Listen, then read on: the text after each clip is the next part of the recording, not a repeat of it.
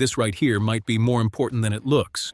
And it might say more about how the Browns view their own roster than about the draft itself. Because from the outside looking in, everybody already had it penciled in. Pick 6, more offensive tackle. Makes total sense, right? O-line has always been a priority for this front office, especially with all the recent injuries and inconsistency up front. But once you start hearing legit buzz about a wide receiver at that spot, that changes the whole read. And it's not just about position. It's about roster-building philosophy. The Browns are still stuck in that weird middle ground in the NFL. Not a full rebuild, but not clear-cut contenders either. It's an expensive roster, got some elite pieces, but not enough consistency to feel good about a real playoff push. And that's where Andrew Berry comes in. He's said it over and over. He doesn't like drafting strictly for need. His whole thing is maximizing value, not just plugging holes. But in reality, it's not that simple, because when you look at this roster right now, there are obvious needs. Left tackle is one, wide receiver is another, especially long-term. So this pick at 6 isn't just best player available. It's basically a statement about how much they trust the current O-line, how much they believe in the WR room, and what direction they want this offense to go. If the Browns are seriously considering a wide receiver here, that's not a small tweak. That's a structural decision.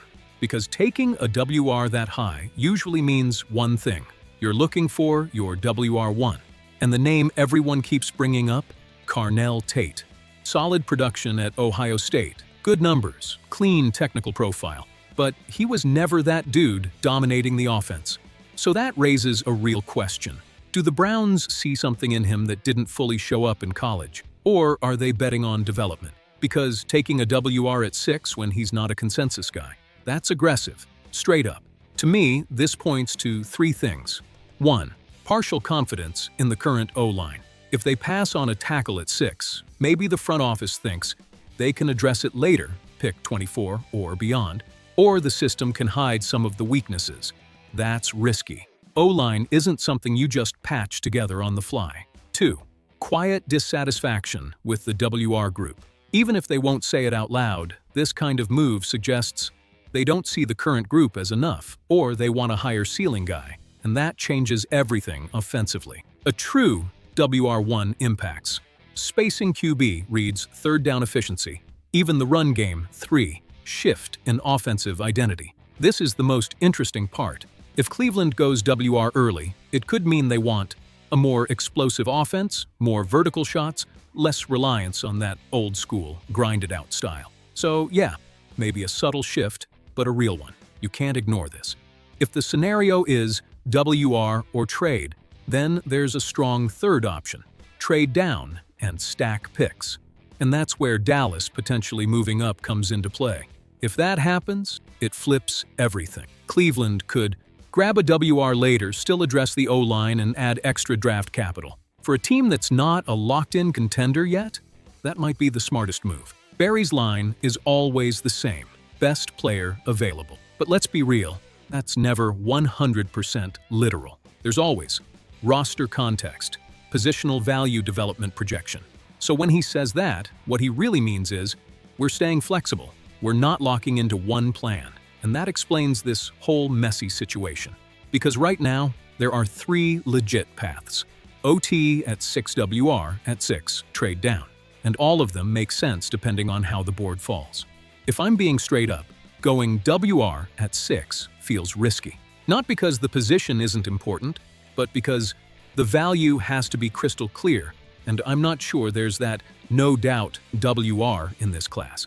Carnell Tate could turn into a really good player, but pick 6 isn't where you take could be. That's where you take. This guy changes my offense, day 1. And right now, not sure he's that. Now, if the Browns truly believe he is, then that's a big bet on scouting and development. Best case scenario, Browns trade down stack picks, still land an impact WR, and fix the O-line later. That's the most balanced outcome. Worst case, take a WR at 6 who's not clearly elite pass on premium O-line talent, and still have protection issues that can stall the entire offense. To me, they're going into the draft without a locked decision. They'll read the board live. If a tackle they love falls, they take him. If not, WR becomes real. If a strong offer comes in, they trade without blinking.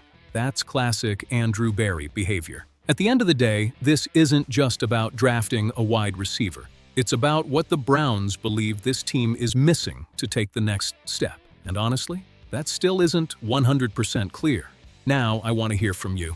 No filter. If you're the GM, you going WR at 6, or are you fixing the O-line first?